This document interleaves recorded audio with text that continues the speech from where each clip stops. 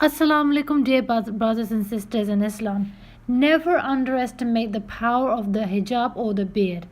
This is an observational fact. The beard and the hijab outline the face of a Muslim or even a being that exists in the face of this planet.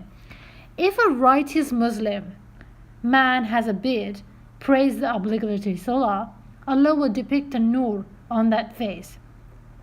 But if the person has a filthy heart, then Allah will depict the exact opposite. The same goes with a Muslimah wearing a hijab. A nur, if righteous Muslimah with a clean heart, anything wrong with that heart, then the exact opposite of a nur will occur on that face.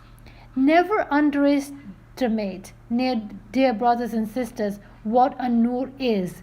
A nur is Allah's opinion about a Muslim. We hear lectures that how do we know that Allah accepted our tawbah? How do we know that Allah accepted our repentance?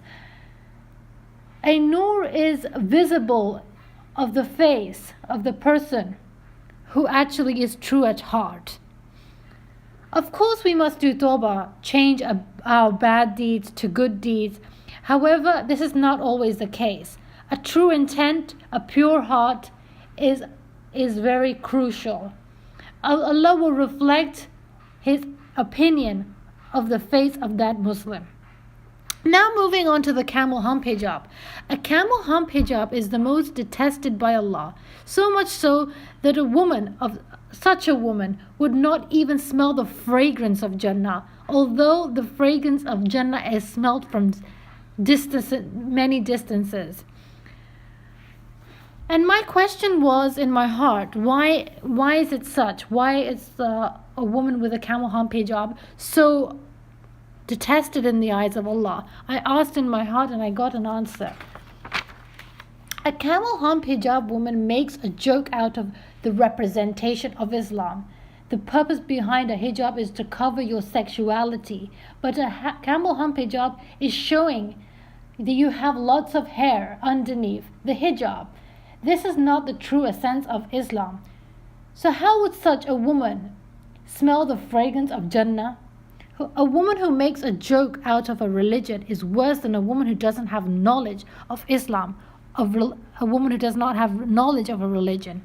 Let me elaborate more by giving you a more deeper example. Let's suppose you were celebrating something and someone gives you an empty box. You would rather prefer if someone said to you, "Sorry, I could not buy you a gift," or that someone came empty-handed.